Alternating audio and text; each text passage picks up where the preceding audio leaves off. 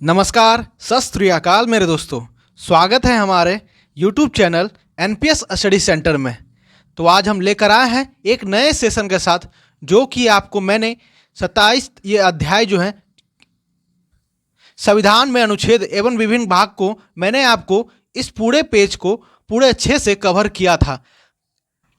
उस वीडियो में आप लोगों ने बहुत अच्छा प्यार दिया, समर्थन दिया, तो इसी कारण मैं इसे और आगे बढ़ाकर अब मैं दूसरे पेज की ओर बढ़ रहा हूं, जो कि संविधान से रिलेटेड है, जो कि आपके एनटीपीसी में या ग्रुप डी में या एलपी में पूछे गए प्रश्न थे। ठीक है, उम्मीद है आपको पिछला वीडियो बहुत ही अच्छा लगा होगा। और साथ ही साथ अगर आप हमारे अभी तक टेलीग्राम से चैनल से जुड़े नहीं हैं तो जुड़ जाइए। उसका मैं आपको पीडीएफ जो है आपको प्रोवाइड करा दिया जाता है। ठीक है, साथ ही साथ अगर आप एनटीपीसी के स्पेशल जीके जीएस और मैथ पढ़ना चाहते हैं, वो भी आपको प्रोवाइड किया जा रहा है रेगुलर। और आपके जो साइंस का पोर्शन है, जो कि आपका एलपी हो या आपका टेक्नीशियन हो, ये सभी के लिए आपका रेलवे का पूरे अच्छे से कराया जा रहा है। ठीक है, साथ ही साथ अगर आप बीएसएससी की तैयारी करने में जुटे हैं तो जुड़ जाइए, क्योंकि साइंस से 25 क्वेश्चन, जीके जीएस से 50 क्वेश्चन, मैथ से आपको 25 क्वेश्चन पूछे जाते हैं, जो कि आपके 75% से ज़्यादा जो है आपके इसी में कवर हो जाते हैं। तो चलिए शुरू करते हैं देर ना करते हुए। तो चलिए शुरू करते हैं। हमारा पहला प्रश्न क्या कहता है कि संविधान के किस अनुच्छेद में केंद्रीय बजट को वार्षिक वित्तीय विवरण के रूप में संदर्भित किया गया है। क्या लिखा है कि संविधान के किस आर्टिकल में केंद्रीय बजट को वार्षिक वित्तीय विवरण के रूप में संदर्भित किया गया है। पहली बात तो ये कि हमारे संविधान में किसी भी कहीं भी जो है बजट का जो शब्द है वो उपयोग नहीं किया गया है। तो मैंने आपसे क्या कहा कि जो बजट है, यह बजट जो है आपका किसी भी हमारे संविधान में कहीं भी लिखा हुआ नहीं पाया गया है। ठीक है, लेकिन ये होता क्या है, ये जो है हमारे जो अनुच्छेद 112 में जो लिखा गया है, वो लिखा गया है कि वार्षिक वित्तीय विवरण के बारे में लिखा गया है। क्या है? वार्षिक वित्तीय विवरण के बारे में लिखा गया है। ठीक है, लेकिन एक बात समझिए कि बजट जो है इसका अर्थ यही होता है कि आप साल भर के कितने आप जो वित्तीय हैं उसे गणना करके आप जो अपने देश के लिए देना चाहते हैं, वही आपका बजट कहलाता है। नेक्स्ट चलते हैं। नेक्स्ट आपका क्या कहता है कि वह अनुच्छेद जिसमें यह प्रावधान किया गया है कि राष्ट्रपति के आदेश द्वारा एक अंतर्राज्यीय परिषद का गठन किया जा सकता है।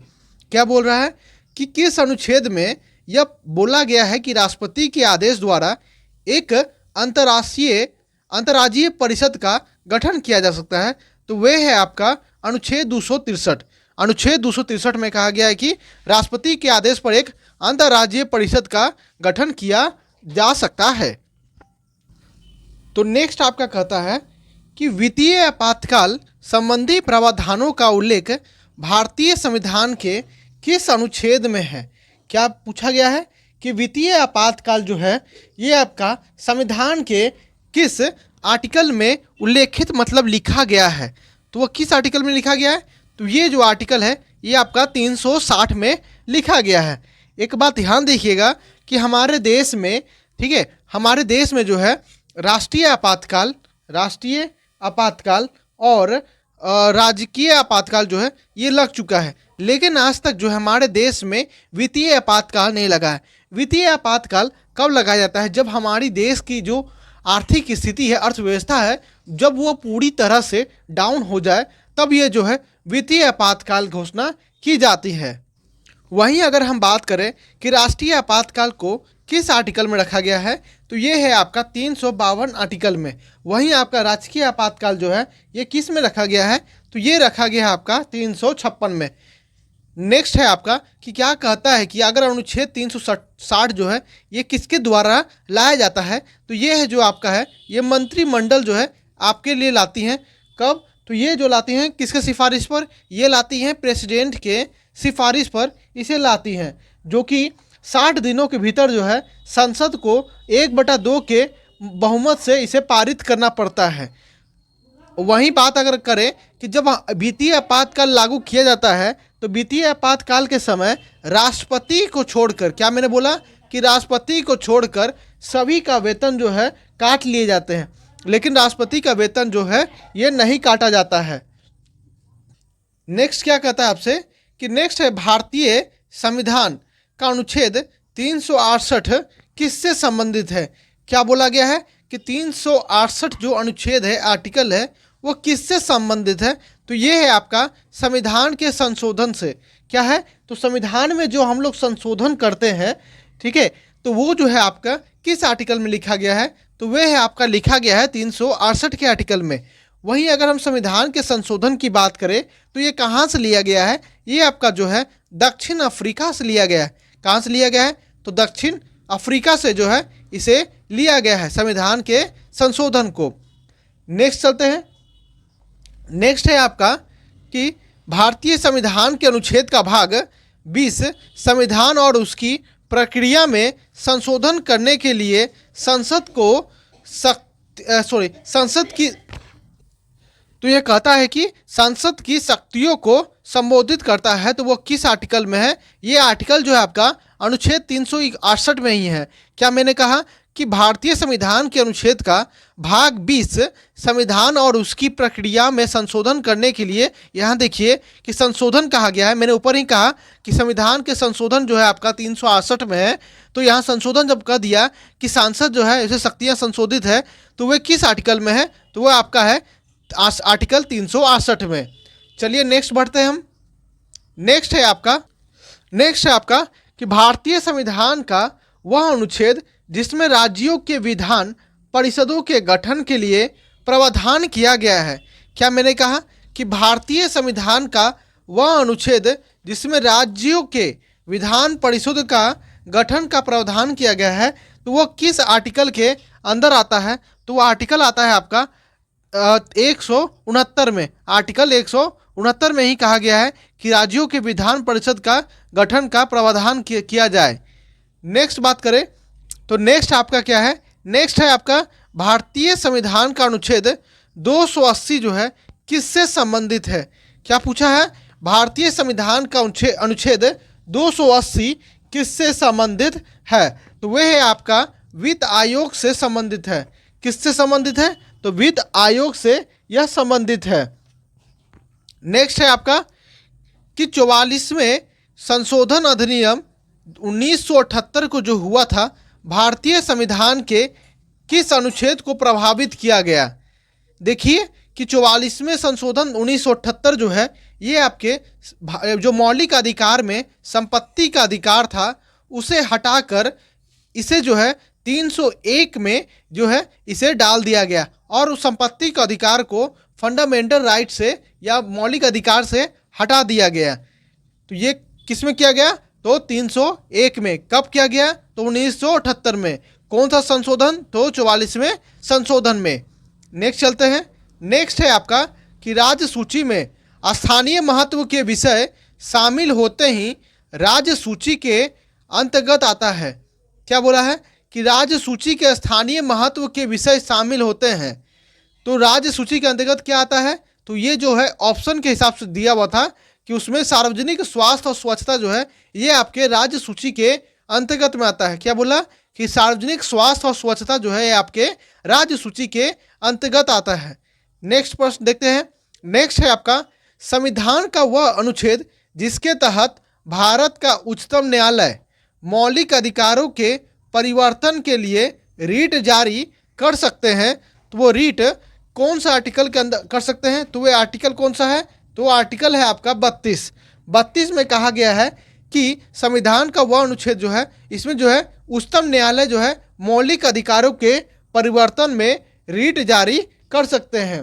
क्या जारी कर सकते हैं, तो रीट जारी कर सकते हैं, रीट जारी कर सकते हैं। अब ये रीट जो है ये कितने प्रकार के होते हैं, तो रीट जो है आता है आपके टोटल 5 प्रकार के होते हैं। कितने प्रकार के, तो 5 प्रकार के रीट होते हैं, जिसमें से पहला रीट की बात करें तो वह होता है आपका बंदी प्रत्यक्षीकरण। क्या, बंदी प्रत्यक्षीकरण, बंदी प्रत्यक्षीकरण पहला रीट।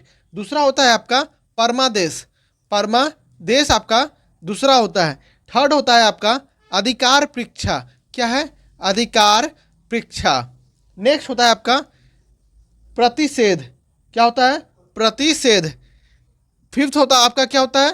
तो फिफ्थ होता है आपका, एक मिनट, फिफ्थ होता है आपका, फिफ्थ क्या होता है? तो ये आपका होता है उत्प्रेषण। क्या होता है? उत्प्रेषण होता है, उत्प्रेषण होता है फिफ्थ आपका। ठीक है, चलिए आगे देखते हैं। तो क्या होता है? 5 मैंने बता दिया इसमें। ठीक है, चलिए आगे देखते हैं। आगे है आपका भारतीय संविधान के वो कौन सा अनुच्छेद है जिसमें न्यायिक समीक्षा की शक्ति को सर्वाधिक स्पष्ट रूप से व्यक्त किया गया है? तो वे कौन सा है? तो अनुच्छेद 32 और 226। कौन कौन सा है? तो अनुच्छेद 32 और 226।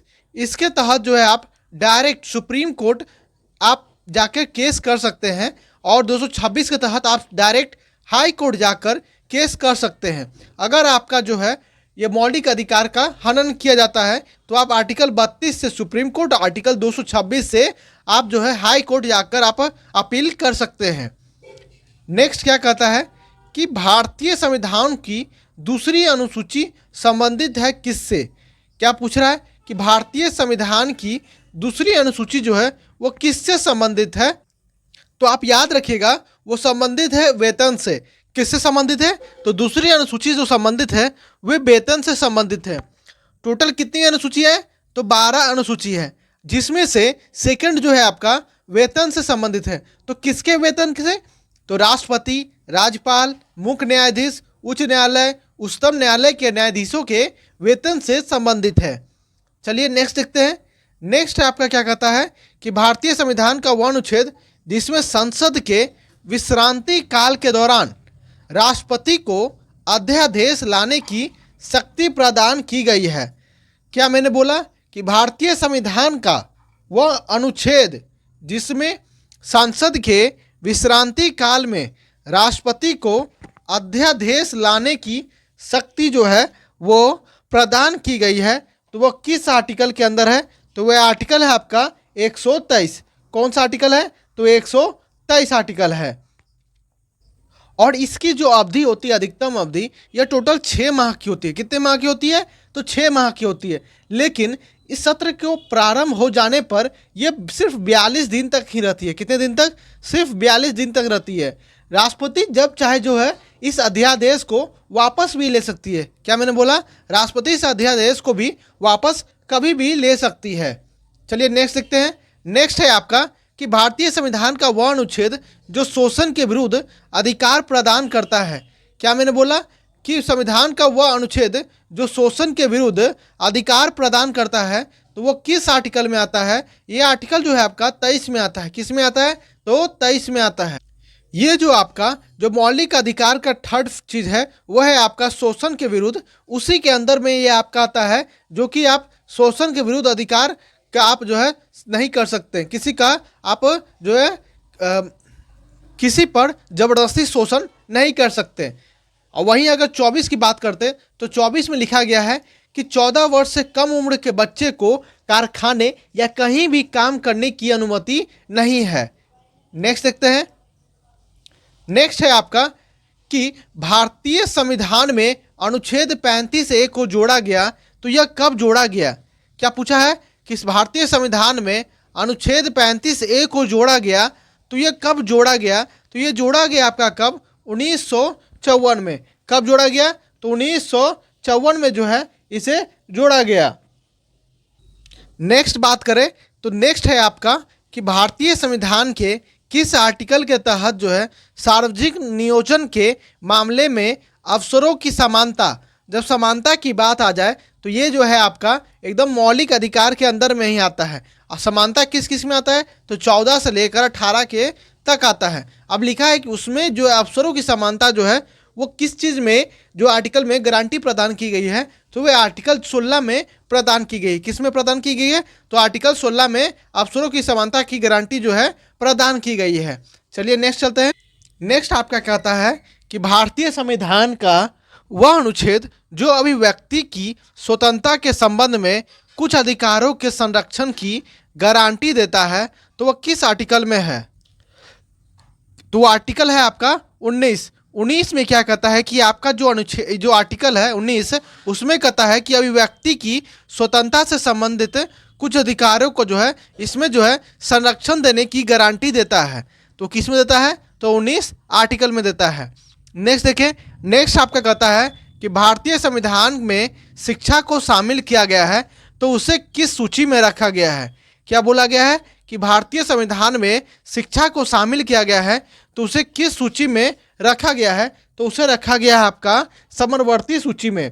किस सूची में? तो समवर्ती सूची में। अब देखिए ये सूची की बात हो रही है तो शेड्यूल कितनी है? शेड्यूल टोटल 12 है, जिसमें से 7 में जो है आपका 3 भागों को मतलब शक्ति को बांटा गया है, जिसमें संघ आता है, दूसरा में राज आता है और तीसरा में आपका समवर्ती आता है। ये तीनों जो किस में आता है? तो आपका 7th शेड्यूल में आता है। अब संघ के पास जो शक्ति है उस संघ जो निर्धारित करती है, राज के पास शक्ति जो राज्य करती है, और समवर्ती सूची में जो होता है ये दोनों मिलकर काम करते हैं। तो शिक्षा को किस में रखा गया है? तो समवर्ती सूची में रखा गया है। नेक्स्ट है आपका कि भारतीय संविधान का अनुच्छेद 21 जो है ये किससे संबंधित है? क्या पूछ रहा है कि भारतीय संविधान का अनुच्छेद जो है वो किससे संबंधित है? तो ये संबंधित है आपका व्यक्तिगत स्वतंत्रता से। क्या लिखा है कि व्यक्तिगत स्वतंत्रता से जो है ये संबंधित है। वहीं अगर हम 21A की बात करें तो 21A में लिखा गया है कि आपको शिक्षा का अधिकार है, आपको शिक्षा लेना जरूरी है। तो 21A में क्या है? शिक्षा का अधिकार। और 21 में क्या कहता है कि व्यक्तिगत की स्वतंत्रता है। क्या है? व्यक्तिगत की स्वतंत्रता है। नेक्स्ट चलते हैं। नेक्स्ट आपसे कहता है कि भारतीय संविधान के अनुच्छेद 21 के तहत प्रदान किया गया है। तो मैंने क्या कहा? व्यक्तिगत स्वतंत्रता के उसके साथ ही आपको जीने का अधिकार भी दिया गया है। क्या है? तो जीने का अधिकार भी किस में दिया गया है? तो आर्टिकल 21 के तहत दिया गया है। नेक्स्ट बात करते हैं। तो नेक्स्ट है आपका भारतीय संविधान का वह अनुच्छेद जिसके तहत राष्ट्रपति किसी राज्य की संवैधानिक प्रणाली के विफल होने की दशा में उस राज्य का शासन खुद को अपने शासन में ले लेती है। तो वो किस आर्टिकल में आता है? तो वो आर्टिकल कौन सा आता है? तो 356 में। मैंने क्या बताया था? 352, 356 और 360 ये आपका होता है राष्ट्रीय आपातकाल। राष्ट्रीय आपातकाल 356 होता है आपका राजकीय आपातकाल और ये 360 होता है आपका वित्तीय आपातकाल। तो 356 क्या है? तो ये है आपका राजकीय आपातकाल। मतलब जो है राष्ट्रपति जो है अगर किसी राज्य में वो जो कुछ घटना हुई या सुधर नहीं रही तो राष्ट्रपति क्या करते हैं कि वो जो है उस राज्य को अपने अंडर कंट्रोल में लेकर उस सरकार को गिरा देती है। इसे कैसे लाया जाता है? तो इसे जो है आपको मंत्रिमंडल से लाया जाता है जो कि राष्ट्रपति के से सहमत होते हैं। राज्यपाल जो हैं वे राष्ट्रपति को बोलते हैं और राष्ट्रपति जो है इसे लागू करते हैं। तो ये जो है 60 दिन के भीतर जो है सांसद को साधारण बहुमत से पारित भी करना पड़ता है। चलिए नेक्स्ट देखते हैं। नेक्स्ट है आपका कि अनुच्छेद 336 में कुछ सेवाओं के लिए किसको समुदाय को विशेष प्रावधान मिलता है? तो वह किसे मिलता है? तो वह मिलता है आपको एंग्लो इंडियन समुदाय को। किसे दिया जाता है? तो एंग्लो इंडियन समुदाय को यह दिया जाता है। किसे दिया जाता है? तो एंग्लो इंडियन समुदाय को। मतलब कि जो कि 1950 के पहले किसी के माता या पिता अगर अंग्रेज हो और उसके बच्चे, जैसे कि मान लीजिए कोई एक जैसे महिला हो या पुरुष, अगर ये महिला जो है ये भारतीय है और पुरुष जो है ब्रिटेन का है, ठीक है, तो ये दोनों मिलाकर इनके जो बच्चे कहलाते थे वो सब क्या कहलाते थे? तो एंग्लो इंडियन कहलाते थे। ये एंग्लो इंडियन कहलाते थे। तो इन्हें जो है विशेष प्रावधान दिया जाए तो ऐसे में 336 में इन्हें रखा गया और इन्हें जो है राज्यसभा और लोकसभा, राज्यसभा में इन्हें 12 सीटें और लोकसभा में इन्हें 2 सीटों का प्रावधान दिया गया। लेकिन जो है 2024 की बात करें तो अब यह सीटें जो है हटा दी गई है। ये अब SC ST को दे दिया गया। क्यों? क्योंकि जो है एंग्लो इंडियन समुदाय जो है यह 1950 के तहत रखा गया था, लेकिन अब आज़ादी के 75 साल बाद अब ऐसे एंग्लो इंडियन नहीं होंगे, जिस कारण से अब ऐसा कोई प्रावधान नहीं रखा गया है। चलिए आगे देखते हैं। नेक्स्ट कहता है आपसे कि भारतीय संविधान के अनुच्छेदों को समूहबद्ध किया गया है तो वो कितने भागों में, क्या लिखा है, तो जो टोटल अनुच्छेद है 395 प्लस, तो इसको जो है किस पार्ट में रखा गया है टोटल को, तो ये रखा गया है टोटल पार्ट जो है आपका 22 में रखा गया है। कितने में, तो 22 में रखा गया है। नेक्स्ट देखें, तो नेक्स्ट है आपका आपातकाल के समय कौन से आर्टिकल को निलंबित नहीं किया जा सकता। क्या लिखा है, आपातकाल के समय किस आर्टिकल को निलंबित नहीं किया जा सकता, तो वे है आपका आर्टिकल 20 और 21। आप जैसे याद करते होंगे 19-20 का फर्क है, 19-20 का फर्क है, तो वो याद ना करके आप आर्टिकल में याद रखिएगा कि 20-21 का फर्क है, कि ये जो है हमारा कभी भी निलंबित नहीं होगा। क्या मैंने बोला, 20-21 का फर्क है। नेक्स्ट देखें, नेक्स्ट है आपका संविधान का वह अनुच्छेद जिसके तहत आत्मसंत्रात मतलब कि स्वयं के विरुद्ध अध्यारोपण साक्ष्य प्रतिबंधित है, तो वह किस आर्टिकल में है, तो वह है आर्टिकल 20 में। किस आर्टिकल में है, तो वह है आपका 20 आर्टिकल में है। किस आर्टिकल में, तो 20 आर्टिकल में कहा गया है कि एक अपराध की एक ही सजा हो। यहाँ लिखा है ना स्वयं के विरुद्ध अध्यारोपण, मतलब कि आपका जो एक अपराध होगा उस एक अपराध का ही आपको सिर्फ एक सजा ही दिया जाएगा। अर्थात अगर आप उसके अतिरिक्त मतलब सजा किए हैं, मतलब अपराध किए हैं, तो उसके अतिरिक्त आपको मिलेगा, लेकिन आप सिर्फ एक अपराध किए हैं मतलब कोई कानून तोड़े हैं, तो सिर्फ एक ही अपराध का होगा, ना कि आप पर जो है अलग अलग तरह के अपराध को आपके लिए आपको सजा दी जाए। नेक्स्ट बात करें, नेक्स्ट है आपका कि संविधान के अनुच्छेद 78 में क्या चीज़ का वर्णन किया गया है। क्या कहा गया है कि आर्टिकल 78 जो है क्या है, तो आर्टिकल 78 जो है ये आपका क्या कहता है कि प्रधानमंत्री द्वारा राष्ट्रपति को अवगत कराने के कर्तव्य से संबंधित है। प्रधानमंत्री द्वारा राष्ट्रपति को अवगत कराने से यह संबंधित है। नेक्स्ट है आपका कि भारतीय संविधान के किस भाग में अंतर्गत जो है 36 से 51 तक को रखा गया है, तो वह है आपका डीपीएसपी को। किसको, तो डीपीएसपी अर्थात राज्य के नीति निर्देशक तत्व। राज्य के नीति निर्देशक तत्व को 36 से 51 के अंडर में रखा गया है। कितने से कितने में, तो 36 से 51 के अंडर में इसे रखा गया है। और अगर इसकी बात करें तो ये कहाँ से लिया गया है, तो ये आपका आयरलैंड से लिया गया है। कहाँ से लिया गया है, तो ये जो है आपका आयरलैंड से लिया गया है। नेक्स्ट बात करते हैं, नेक्स्ट क्या कहता है आपसे कि वह अनुच्छेद जो मानव के दुर्व्यापार और बलात् श्रम के रोकथाम से संबंधित है, तो वह किससे है। मैंने आपसे कहा था थोड़ी देर पहले ही कि मानव के दुर्व्यापार और बालत श्रम जो है ये आर्टिकल 23 में आता है। किस में आता है, ये आर्टिकल 23 में आता है, जो कि मौलिक अधिकार के अंतर आता है। नेक्स्ट देखिए, नेक्स्ट क्या कहता है हमारा कि भारतीय संविधान का वह अनुच्छेद जिसके तहत राष्ट्रीय ध्वज फहराने का अधिकार है, तो वो किस आर्टिकल में है, तो वह है आपका आर्टिकल 19 में।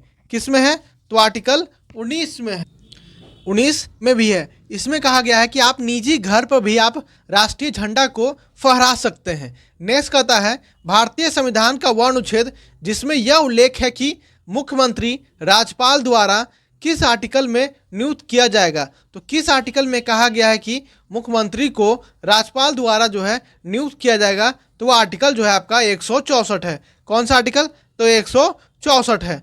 नेक्स्ट कहता है कि वह राज्य जो संविधान की 6ठी अनुसूची का पालन नहीं करता, जो जनजातीय क्षेत्रों के प्रशासन एवं नियंत्रण से संबंधित है, तो वह कौन सा राज्य है, तो वह है आपका नागालैंड। क्या है, नागालैंड। अब देखिए ये जो है मैंने ये कैसे लिया गया है, ये जो है आपका ऑप्शन के हिसाब से लिया गया है। मतलब कि अगर 6ठी अनुसूची की बात करें तो 6ठी अनुसूची में 4 पूर्वी राज्य आते हैं। कौन, तो 4 पूर्वी राज्य आते हैं, जिसमें से आपका होता है कौन कौन सा, तो वो होता है आपका असम, नेक्स्ट हो गया मेघालय, नेक्स्ट हो गया त्रिपुरा, नेक्स्ट हो गया मिजोरम। मैंने क्या क्या कहा, असम, मेघालय, त्रिपुरा और मिजोरम। अब इन 3 को ऑप्शन दिया होगा, जिसमें से एक चौथा ऑप्शन आपका नागालैंड भी होगा। तो इसमें कहा गया है कि वो 6ठी अनुसूची का पालन नहीं करता है, तो वो नहीं करता है कौन, तो उसमें नागालैंड नहीं करता है। नेक्स्ट बात करें, नेक्स्ट है आपका क्वेश्चन कि हमारे संविधान का वह अनुच्छेद जो यह कहता है कि सदन में वोटों की समतुल्य की स्थिति में स्पीकर के पास अंतिम कास्टिंग मत होगा। तो वो किस आर्टिकल में कहा गया है कि संविधान सदन में वोटों की समतुल्य, मान लीजिए कि अगर पक्ष और विपक्ष के दोनों का बराबर ही वोट आ जाए तो लास्ट में इसका डिसीजन कौन लेगा? तो इसका डिसीजन कौन लेगा? तो वो लेगा आपका स्पीकर लेगा। कौन लेगा? तो स्पीकर लेगा। ठीक है, तो किसका कास्टिंग कहा लास्ट में किसके पास होता है? तो वो होता है आपका स्पीकर के पास। तो आर्टिकल 100 में यह कहा गया है। नेक्स्ट प्रश्न की बात करें तो नेक्स्ट है आपका भारतीय संविधान के अनुच्छेद 112 के तहत तैयार वार्षिक वित्तीय विवरण। क्या है? वार्षिक वित्तीय विवरण। मैंने कहा था शुरुआत में ही कि जो हमारे संविधान में है वो वार्षिक वित्तीय विवरण के बारे में कहा गया है, ना कि बजट में। लेकिन अगर पूछा जाए कि अनुच्छेद 112 के तहत किसे तैयार किया गया है तो वो क्या कहलाता है? बजट कहलाता है। क्या कहलाता है? तो बजट कहलाता है। नेक्स्ट देखें कि वह अनुच्छेद जो धन विधेयक को परिभाषित करता है तो वह किस आर्टिकल में आता है? क्या पूछा है? तो वह अनुच्छेद जो है धन विधेयक को परिभाषित करता है तो किस आर्टिकल में आता है? तो वह आपका आता है अनुच्छेद 110 में। किस में आता है? तो अनुच्छेद 110 में आता है। उम्मीद है ये वीडियो आपको जो है बहुत ही पसंद आया होगा। अगर पसंद आए तो अपने इस चैनल को लाइक, सब्सक्राइब और कमेंट जरूर करें, साथ में साथ शेयर करना ना भूलें। तो मिलते हैं नेक्स्ट वीडियो में। धन्यवाद।